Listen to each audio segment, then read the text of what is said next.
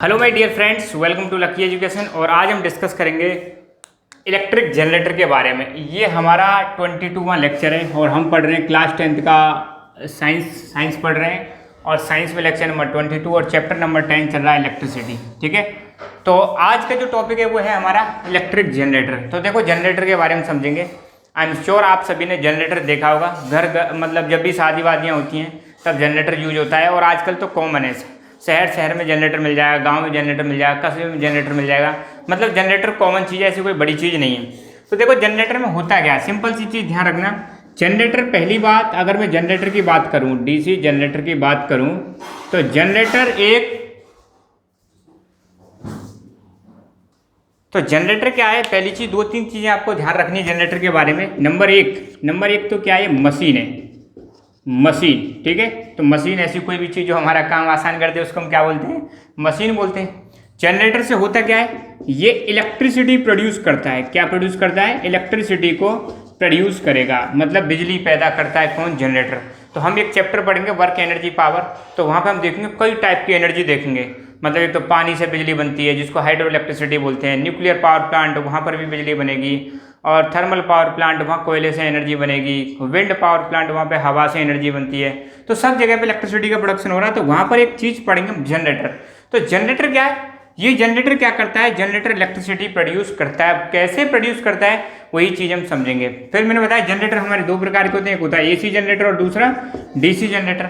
AC मतलब alternating current generator, ऐसी वाली कल मैंने जो आपको समझाई थी, और डीसी मतलब डायरेक्ट करंट जनरेटर। अब जनरेटर करता क्या है, अब सुनो, इसका एक छोटा सा एक डायग्राम बनाता हूँ मैं, ब्लॉक डायग्राम, जिससे आपको पता चल जाएगा कि जनरेटर का फंक्शन क्या है या जनरेटर कैसे काम करता है। तो जनरेटर क्या है, मैंने अभी बताया आपको, जनरेटर एक मशीन है। जनरेटर क्या है, एक मशीन है। और ये मशीन क्या करती है, मशीन आपकी करेगी मैकेनिकल एनर्जी को, ध्यान देना, कौन सी एनर्जी को, मैकेनिकल एनर्जी को इलेक्ट्रिकल एनर्जी में कन्वर्ट कर देगी। कैसी एनर्जी में, इलेक्ट्रिकल एनर्जी में कन्वर्ट कर देगी। तो जनरेटर इज ए मशीन।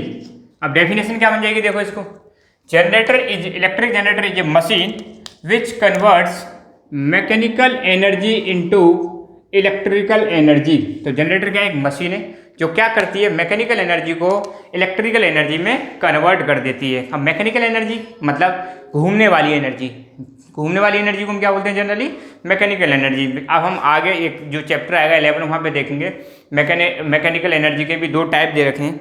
एक तो है आपकी काइनेटिक एनर्जी, मैकेनिकल एनर्जी को हम पढ़ेंगे तो आगे। एक तो आएगी आपकी काइनेटिक एनर्जी और दूसरी आएगी आपकी पोटेंशियल एनर्जी। काइनेटिक एनर्जी और पोटेंशियल एनर्जी। तो काइनेटिक एनर्जी किसकी वजह से होती है, ड्यू टू मोशन। किसी भी चीज़ में मोशन की वजह से जो एनर्जी होती है उसको हम क्या बोलते हैं, काइनेटिक एनर्जी। और काइनेटिक एनर्जी ही किसका पार्ट है, मैकेनिकल एनर्जी। और किसी भी चीज़ की पोजीशन की वजह से जो एनर्जी आती है, पोजीशन की वजह से जो एनर्जी आती है उसको हम क्या बोलते हैं, पोटेंशियल एनर्जी। तो ये हम आगे पढ़ेंगे, फिलहाल तो बस इतना समझ लो कि जो घूमने वाली भी होती है या रोटेट करने वाली जो एनर्जी है वो भी कैसी है, मैकेनिकल एनर्जी।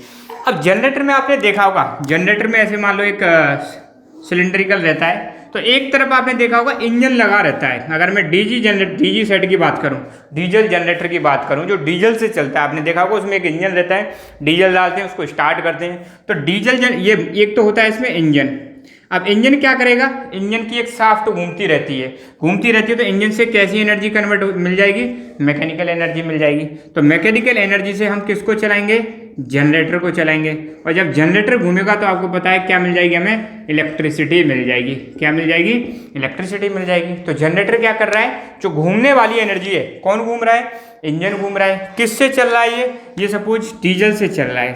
किससे चल रहा है, डीजल से। अब भाई देखो, आपको क्या जनरेटर को घुमाना है, चाहे डीजल इंजन से घुमाओ, चाहे विंड टरबाइन से घुमाओ, चाहे हाथ से घुमाओ, जनरेटर क्या करेगा, घूमने वाली जो एनर्जी है जिसको मैकेनिकल एनर्जी बोले हैं उसको किस में कन्वर्ट करेगा, इलेक्ट्रिकल एनर्जी में। तो आपको तो ये घूमने वाली एनर्जी देनी है, कैसे भी दो, हवा से घुमाओ, पानी से घुमाओ, स्टीम से घुमाओ, किसी भी चीज़ से घुमाओ, जब ये घूमेगी, मशीन घूमेगी मतलब कैसी एनर्जी मिल रही है, मैकेनिकल एनर्जी मिल रही है। तो ये जनरेटर उसको किस में कन्वर्ट कर देगा, इलेक्ट्रिकल एनर्जी में कन्वर्ट कर देगा। ठीक है, तो generator is a machine which converts mechanical energy into electrical energy. और जनरेटर किस प्रिंसिपल पर काम करता है? Electromagnetic induction. किस पे काम करता है? Electromagnetic induction. ये मैं बता चुका हूँ। जब किस दो चीज़ बताई थी इलेक्ट्रोमैग्नेटिक इंडक्शन में, एक तरफ मैग्नेट रहेगी और एक तरफ कॉइल रहेगी, और इनके बीच में अगर रिलेटिव मोशन कराई जाती है तो number of magnetic field lines change होती हैं। Number of magnetic field lines change होती हैं तो फ्लक्स चेंज होता है, और फ्लक्स चेंज होता है तो क्या इंड्यूस हो जाती है? करंट इंड्यूस हो जाती है। वही प्रिंसिपल कौन सा है? हमारा इलेक्ट्रोमैग्नेटिक इंडक्शन। तो इतनी चीज आपको ध्यान रखनी है कि जनरेटर कैसे काम कर रहा है, ठीक है। तो अब फिर बात करेंगे हम जनरेटर के टाइप्स की। तो जनरेटर दो प्रकार के होते हैं, पहला होता है एसी जनरेटर और दूसरा होता है डीसी जनरेटर। अब मैं आपको कंस्ट्रक्शन बताऊंगा। किसकी कंस्ट्रक्शन बताऊंगा? अब देखो, जनरेटर को पढ़ने के लिए हमें दो चीज पढ़नी पड़ेंगी। पहले तो पढ़नी पड़ेगी इसकी कंस्ट्रक्शन, कि जनरेटर का मतलब स्ट्रक्चर कैसा है, क्या क्या चीज जनरेटर में होती है। फिर दूसरा पढ़ना पड़ेगा इसकी वर्किंग। कंस्ट्रक्शन में हम क्या देखेंगे कि जनरेटर किन किन चीज़ों से मिलकर बना हुआ है और किस किस चीज़ का क्या क्या काम है। फिर यह हम देखेंगे वर्किंग। वर्किंग मतलब कैसे काम करता है। तो ये दोनों के केस में देखेंगे, एसी जनरेटर और डीसी जनरेटर। ओके, हाँ तो बच्चों अब देखेंगे हम एसी जनरेटर की कंस्ट्रक्शन। क्या देखेंगे? एसी जनरेटर की कंस्ट्रक्शन। तो मैंने अभी जनरेटर बताया आपको कि जनरेटर क्या होता है, कि जनरेटर एक ऐसी मशीन है जो मैकेनिकल एनर्जी को किस में कन्वर्ट करती है? इलेक्ट्रिकल एनर्जी में कन्वर्ट करती है। और इसका उल्टा, अगर जनरेटर का कोई पूछ ले उल्टा, तो मोटर, अगर हम बात करें मोटर की बात करें तो आपने देखा हो घरों में मोटर होती है, वो इसका उल्टा है, अपोजिट। मोटर आपको पता है किससे चलती है? बिजली से, मतलब इलेक्ट्रिसिटी से। या हम कह सकते हैं मोटर को क्या चाहिए? इलेक्ट्रिकल एनर्जी चाहिए। और जब मोटर को इलेक्ट्रिसिटी से कनेक्ट करते हैं तो मोटर क्या होने लगती है? रोटेट करने लग जाएगी, घूमने लग जाएगी। और घूमने वाली एनर्जी कैसी क्या एनर्जी होती है? Mechanical energy. तो मोटर का काम बिल्कुल उल्टा है, ध्यान देना। जनरेटर का काम क्या है? जनरेटर मैकेनिकल एनर्जी को इलेक्ट्रिकल एनर्जी में कन्वर्ट करता है, while motor converts electrical energy into mechanical energy. तो ये चीज़ आप ध्यान रखना। मोटर के बारे में भी आपको पता होना चाहिए कि मोटर क्या करती है? इलेक्ट्रिकल एनर्जी को मैकेनिकल एनर्जी में कन्वर्ट करती है। और जनरेटर क्या करता है? मैकेनिकल एनर्जी को इलेक्ट्रिकल एनर्जी में कन्वर्ट करता है। ये चीज़ आपको क्लियर होनी चाहिए। अब पहली चीज, एसी जनरेटर की अगर शुरुआत करें तो डेफिनेशन पहले तो लिख देना कि AC generator is a machine which converts mechanical energy into electrical energy. कौन सी इलेक्ट्रिकल एनर्जी में? एसी एनर्जी में। ध्यान देना, एसी जनरेटर है तो क्या प्रोड्यूस करेगा? एसी प्रोड्यूस करेगा। करंट कैसी होगी? एसी रहेगी।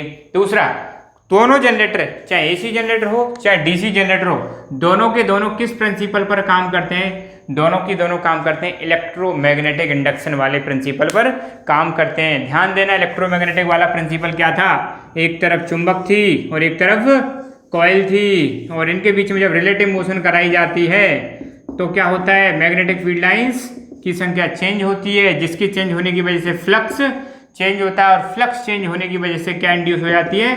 करंट इंड्यूस हो जाती है। ये चीज मैंने बताई थी किसमें? इलेक्ट्रोमैग्नेटिक इंडक्शन में। इसी सिद्धांत पर कौन काम करता है? इसी सिद्धांत पर काम करता है हमारा जनरेटर, चाहे वो एसी जनरेटर हो या डीसी जनरेटर हो, दोनों किस प्रिंसिपल पर काम करते हैं? Electromagnetic induction. अब बहुत इंपॉर्टेंट टॉपिक है कंस्ट्रक्शन ऑफ जनरेटर। मतलब एसी जनरेटर जो होता है, construction of AC generator. AC generator की कंस्ट्रक्शन क्या होती है? कंस्ट्रक्शन का मतलब संरचना। कंस्ट्रक्शन का मतलब क्या है? संरचना। इसको हिंदी में बोलते हैं संरचना, बनावट। तो इसकी बनावट क्या होती है? तो ध्यान देना, एसी जनरेटर जो है इसमें मेनली चार चीज होती हैं। कितनी चीज होती हैं? चार। पहला है फील्ड मैग्नेट, दूसरा है आर्मेचर, तीसरा है स्लिप रिंग्स और चौथा है ब्रशेस। चार चीजें होती है किसमें? जनरेटर में। तो ध्यान दो, पहले समझ लो कौन कौन सी चार चीजें। देखो यहाँ पर ये जो रखी हुई है, यहाँ पर मैं इसको हल्का सा बना के दिखा रहा हूँ, फिर वहाँ देख लेना। आपको यहाँ पे दो मैग्नेट लेने हैं, नॉर्थ पोल और साउथ पोल। क्या क्या लेना है? नॉर्थ पोल और साउथ पोल लेने हैं, ठीक है। ये हो गया अपना नॉर्थ पोल और ये हो गया अपना साउथ पोल, ठीक है। इनको हम बोलते हैं फील्ड मैग्नेट। क्या बोलते हैं? Field magnet. में बनाते चलूंगा एक एक करके। तो पहली चीज क्या है? Field magnet. अब मैग्नेट का काम क्या होता है आपको पता है? मैग्नेट है तो उसमें से क्या निकलेंगी? मैग्नेटिक फील्ड लाइंस निकलेंगी। क्या निकलेंगी? मैग्नेटिक फील्ड लाइंस निकलेंगी।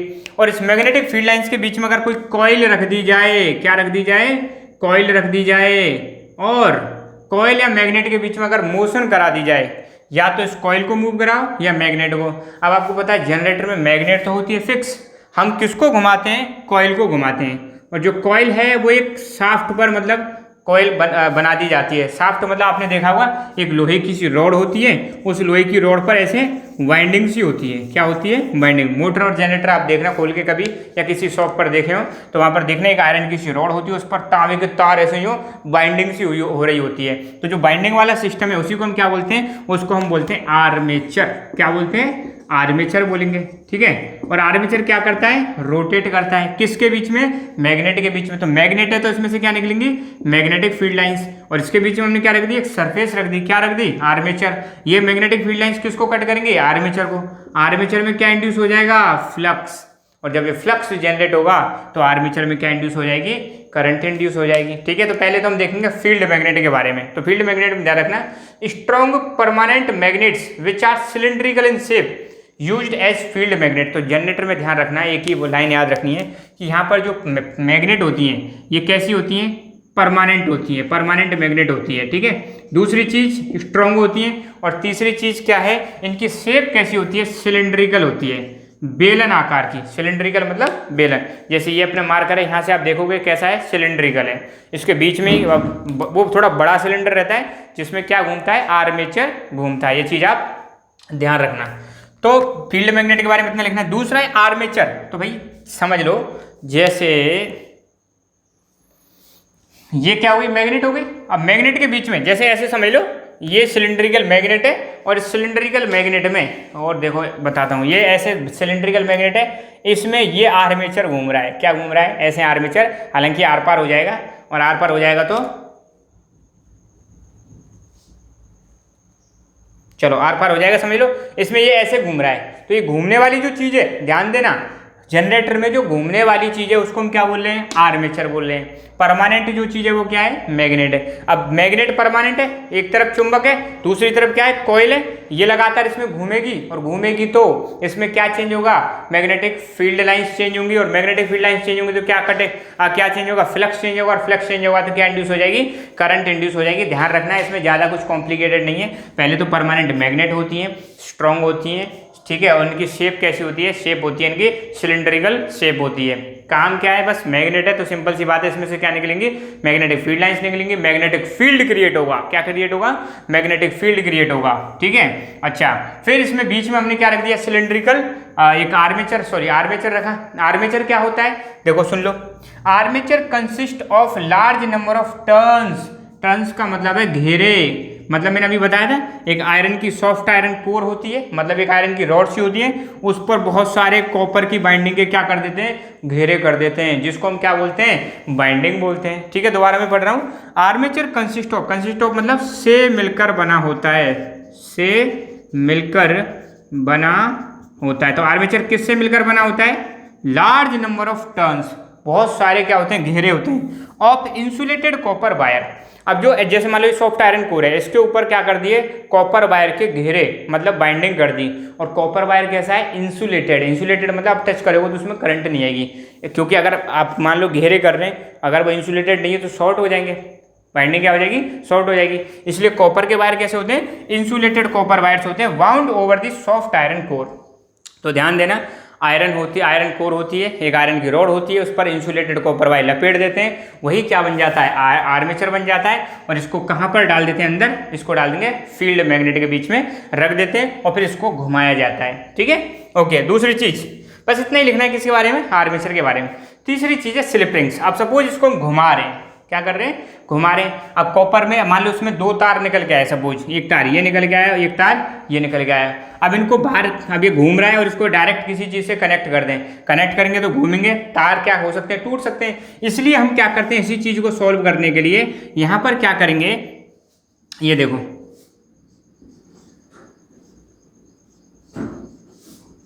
ऐसे करके दो मेटल की स्लिप रिंग्स लगा देते हैं। एक तार को तो जोड़ देंगे एक स्लिप रिंग से, और दूसरे तार को जोड़ देंगे दूसरे स्लिप रिंग से। यहाँ पे जैसे एक तार तो यहाँ से जोड़ दिया, और दूसरे तार को सपोज यहाँ पे जोड़ दिया, ऐसे करके जोड़ देंगे। एक स्लिप रिंग से एक तार आर्मेचर का। अब जैसे आर्मेचर के दो तार आ रहे हैं, एक ये वाला और एक ये वाला, एक एंड को एक स्लिप रिंग से और दूसरे एंड को दूसरे स्लिप रिंग से जोड़ दिया जाता है। समझ रहे हैं? तो ये जुड़ जाएंगे स्लिप रिंग से। एक को नाम दे दिया S1 और एक को दे दिया S2। तो ये परमानेंट कनेक्शन कर देते हैं। अब आर्मेचर घूमेगा आर्मेचर के ऊपर। अब जैसे मान लो ये आर्मेचर है और ये ब्लैक वाला पोर्शन ये क्या है, स्लिप रिंग्स। तो आर्मेचर घूमेगा तो ये पोर्शन घूमेगा, इसका मतलब परमानेंट कनेक्शन कर दिया। तो ये घूमता रहेगा, ऐसे क्या करता रहेगा, घूमता रहेगा। अब सपोज इसमें करंट बन रही है, इसको कलेक्ट कैसे करेंगे, बाहर कैसे ले जाएंगे। तो बाहर ले जाने के लिए एक और चीज़ यूज करते हैं। अब जैसे मान लो ये स्लिप रिंग्स हैं 2 और ये दोनों स्लिप रिंग्स किसकी होती हैं, ये दोनों की दोनों स्लिप रिंग्स होती हैं मेटल की। किसकी होती हैं, मेटल की होती हैं। इनसे कनेक्ट कर देते हैं ब्रश। क्या कनेक्ट करेंगे, ये ब्रश ले ली हमने, क्या ले ली, ब्रश। ये वैसी वाली ब्रश नहीं है जो टूथपेस्ट वाली होती है ना, ये ब्रश है। ये एक कनेक्ट होती है किससे, स्लिप रिंग से। और फिर फाइनली जहाँ पर ज़रूरत है, जिसको हम बोलते हैं लोड से कनेक्ट हो जाती हैं। जैसे मान लो घर है तो मतलब डोमेस्टिक सप्लाई में चली जाती है करंट, या फिर कहीं मैरिज वैरिज में यूज कर रहे हैं, शादी वादी में, वहाँ पर यूज कर सकते हैं, या सिनेमा हॉल में, कहीं पर भी कनेक्ट करो। 2 तार निकल गए उनको कहीं पर भी लगाओ, वो आपकी मर्जी है, ठीक है। तो यहाँ पे 2 सिलेंड्रिकल क्या हो गई, 2 मेटेलिक रिंग्स हो गई जो आर्मेचर से कनेक्टेड होती हैं। आर्मेचर घूमता है तो स्लिप रिंग्स भी घूमती हैं। इन पर एक B1 B2 नाम दे दिया है जस्ट। ये क्या है, ब्रशेस हैं। और ये ब्रशेस क्या करती हैं, लोड और स्लिप रिंग्स के बीच में कनेक्शन बनाती हैं। ब्रश क्या करेंगी, करंट को कलेक्ट करेंगी। करंट को क्या करती हैं, कलेक्ट करती हैं। समझ रहे हैं, हालांकि इनकी और मैं दोबारा समझाऊंगा, देखो। हाँ, तो स्लिप रिंग्स की बात करते हैं। किसकी बात करते हैं, पहले स्लिप रिंग्स की बात करते हैं। तो स्लिप रिंग से दोबारा मैं एक बार और समझा रहा हूँ। स्लिप रिंग्स की बात करने से पहले मैंने बताया जनरेटर एक मशीन है जो मैकेनिकल एनर्जी को किस में कन्वर्ट करती है, इलेक्ट्रिकल एनर्जी में कन्वर्ट करती है। जनरेटर किस प्रिंसिपल पे काम करता है, इलेक्ट्रोमैग्नेटिक इंडक्शन पे काम करता है। सेम चीज़ यहाँ पे लिख देनी है एसी जनरेटर में। कंस्ट्रक्शन की बात करें तो 4 मेन चीज़ होती हैं। सबसे पहले होती है फील्ड मैग्नेट। 2 मैग्नेट हैं बड़ी बड़ी, एक हो गई नॉर्थ पोल और दूसरा साउथ पोल। फील्ड मैग्नेट है, परमानेंट मैग्नेट होती हैं, स्ट्रांग होती हैं। और इनका शेप कैसा होता है, इनका शेप होता है सिलिंड्रिकल। कैसा शेप होता है, सिलिंड्रिकल शेप होता है। और कैसी होती हैं, परमानेंट होती हैं और स्ट्रांग होती हैं। 2 वर्ड याद रखें। आर्मेचर के बारे में बताया। आर्मेचर क्या होता है, आर्मेचर किन किन चीज़ों से बना होता है। एक सॉफ्ट आयरन कोर होती है, उस पर लार्ज नंबर ऑफ क्या होते हैं, bound, large number of insulated copper wires की क्या होती है, बाइंडिंग होती है। तो आर्मेचर हो गया। आर्मेचर को रखा किसके बीच में जाता है, सिलिंड्रिकल मैग्नेट के बीच में रखा जाता है। आर्मेचर बीच में घूमता है। तो आर्मेचर कैसा पार्ट है जनरेटर का, ये है हमारा रोटेटिंग पार्ट। जनरेटर का कैसा पार्ट है, रोटेटिंग, घूमने वाला पार्ट। और फील्ड मैग्नेट कैसा पार्ट है, ये है स्टेशनरी पार्ट। कैसा पार्ट है, स्टेशनरी, मतलब जो परमानेंट एक ही जगह पे फिक्स रहता है, मूव नहीं करता है। तीसरी है स्लिप रिंग्स। आर्मेचर से यहाँ पे 2 मेटल की रिंग्स कनेक्ट होती है जिनको हम क्या बोलते हैं, स्लिप रिंग्स बोलते हैं। तो स्लिप रिंग्स क्या करती हैं, स्लिप रिंग्स देखो यहाँ पे मैंने बताया जो रोटेटिंग वाला कंडक्टर है और स्टेशनरी कंडक्टर, रोटेटिंग कंडक्टर को किस में कन्वर्ट कर देंगे, या स्टेशनरी जो कंडक्टर है उसको रोटेटिंग कंडक्टर में कन्वर्ट कर देंगे। देखो यहाँ पे 2 metallic rings are connected to the armature. 2 metal की रिंग्स कनेक्टेड होती हैं आर्मेचर से। आर्मेचर का एक एंड एक स्लिप रिंग से और दूसरा एंड दूसरी स्लिप रिंग से कनेक्टेड होता है। दूसरा, slip rings rotate along with the armature. Armature घूमेगा। आर्मेचर मैंने अभी बताया था, ये सपोज आर्मेचर है, ये आर्मेचर घूम रहा है और ये क्या है, ये वाली जो रिंग है ये स्लिप रिंग है। तो आर्मेचर घूमेगा तो स्लिप रिंग भी रोटेट होगी। तीसरी चीज, slip rings are used to make connection, continuous electrical connection between stationary and moving conductors. Slip rings का काम क्या है कि 2 चीज़ों के बीच में कनेक्शन बनाना। एक तो स्टेशनरी मतलब जो फिक्स है, दूसरा कैसा, मूविंग कंडक्टर के बीच में कनेक्शन बनाना। अब आपको पता है मूविंग कंडक्टर क्या है, यहाँ पे आर्मेचर लगातार घूम रहा है। स्टेशनरी क्या है, यहाँ पे ब्रशेस हैं। तो ये मूविंग है और ये ब्रशेस हैं, तो इनके बीच में कनेक्शन बनाने के लिए हम क्या यूज कर रहे हैं, स्लिप रिंग्स। तो ये जो आर्मेचर के जो तार हैं उसको किससे परमानेंट ज्वाइंट कर देते हैं, स्लिप रिंग्स से। आर्मेचर घूमेगा, स्लिप रिंग घूमेंगे, मतलब रोटेटिंग। अब इस पे अटैच कर देते हैं। जैसे मान लो ये घूम रहा है, यहाँ पे सपोज ये यहाँ पे मान लो स्लिप रिंग्स घूम रही है, तो यहाँ पे ऐसे ब्रश लगा देते हैं तो ये घूमेगा, ब्रश से टच रहता है। और ब्रश से टच रहता है तो करंट का किस में आ जाती है, ब्रश में आ जाती है, दोनों ब्रशेस में। और ब्रशेस, अब देखो 2 स्लिप रिंग है तो ब्रशेस भी कितनी होंगी, 2।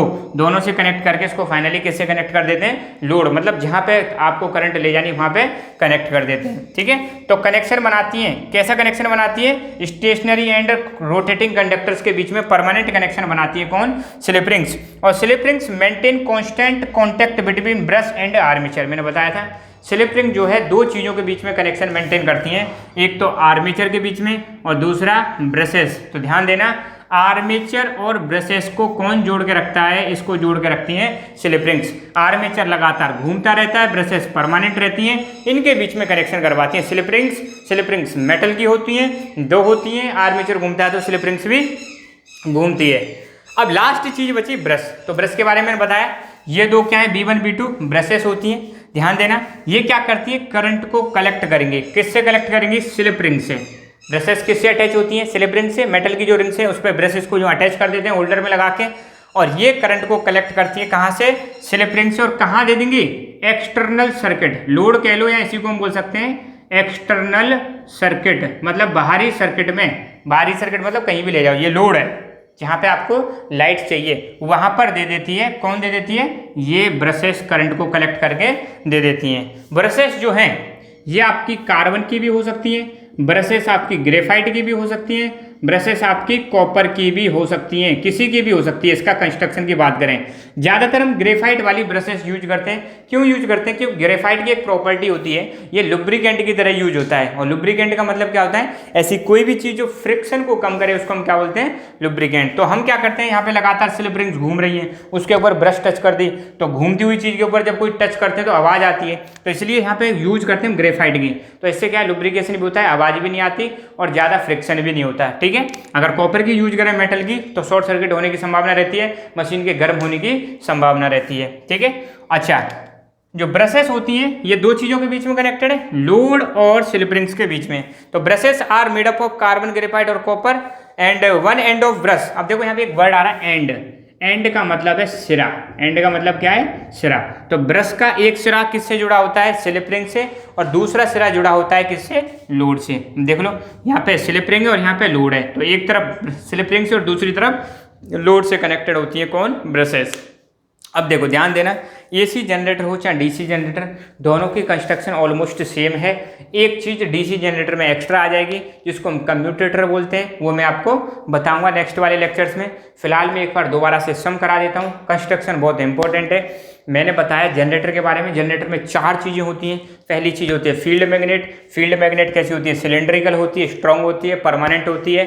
ठीक है। दूसरी चीज़ होती है आर्मेचर। आर्मेचर जो मैग्नेट के बीच में घूमता है, और आर्मेचर एक सॉफ्ट आयरन कोर पर क्या होता है? इंसुलेटेड कॉपर वायर्स की बाइंडिंग होती है, उसमें कई सारे टर्न्स होते हैं, टर्न्स मतलब घेरे होते हैं, जो किसके बीच में घूमते हैं? सिलेंड्रिकल मैग्नेट के बीच में घूमते हैं। और इसी आर्मेचर में क्या इंड्यूस होती है? करंट। क्या इंड्यूस होती है? करंट। किस प्रिंसिपल के आधार पर? Electromagnetic principle. जब ये आर्मेचर घुमाया जाता है किसके बीच में? परमानेंट मैग्नेट के बीच में, तो क्या चेंज होगा? मैग्नेटिक फील्ड लाइंस कट करेंगी किसको? आर्मेचर को। उसमें क्या इंड्यूस हो जाएगी? उसमें इंड्यूस हो जाएगा पहले करंट इंड्यूस हो जाएगी। क्यों? क्योंकि जब मैग्नेटिक फील्ड चेंज होगा तो यहाँ पे फ्लक्स चेंज होगा, और फ्लक्स चेंज होगा तो करंट इंड्यूस हो जाएगी। ठीक है। फिर तीसरी चीज मैंने बताई स्लिप रिंग्स। 2 मेटल की रिंग्स होती हैं जो आर्मेचर से कनेक्टेड रहती हैं, और ये क्या करती हैं? आपकी ब्रश और आर्मेचर के बीच में लगातार कॉन्टेक्ट बनाए रखती है, या स्टेशनरी और रोटेटिंग कंडक्टर्स के बीच में कॉन्टैक्ट बना के रखती हैं। और लास्ट में होती है ब्रशेस। ब्रश क्या करती हैं? स्लिप रिंग से करंट कलेक्ट करके एक्सटर्नल लोड से कनेक्ट कर देते हैं। ब्रश होती है वो कार्बन, ग्रेफाइट, कॉपर की भी हो सकती है, मोस्टली किसकी यूज करते हैं? ग्रेफाइट की यूज करते हैं। तो यहाँ पर हमने देखा AC जनरेटर की कंस्ट्रक्शन। हो सका तो मैं एक PPT के थ्रू भी इसको समझा दूंगा, जहाँ पर आपको पिक्स दिखाऊंगा जनरेटर की, और हो सके तो आप एक काम करना, गूगल पे सर्च कर लेना जनरेटर की पिक्स, तो आपको और आसान हो जाएगा, ये सारी चीज़ें आपको दिख जाएंगी। और मैं भी कोशिश करूंगा कंप्यूटर के थ्रू आपको पिक्स, मतलब इसके एक और वीडियो बना दूंगा जहाँ पर आपको पिक्स ही पिक्स मिल जाएंगी। ठीक है। या फिर इसकी पिक्स में डाल दूंगा, डोंट वरी। तो आई होप ये चीज़ मुझे आपको समझ में आई होगी। अब 2 लेक्चर और आने बाकी, एक में मैं कराऊंगा AC जनरेटर की वर्किंग, और फिर एक DC जनरेटर और बचेगा, उसको भी हम फिनिश करा देंगे, और उसके बाद हमारा चैप्टर खत्म हो जाएगा, फिनिश हो जाएगा। उसके बाद हम नेक्स्ट चैप्टर की शुरुआत करेंगे। तो आई होप आपको चीज़ समझ में आई होगी। जय हिंद, जय भारत।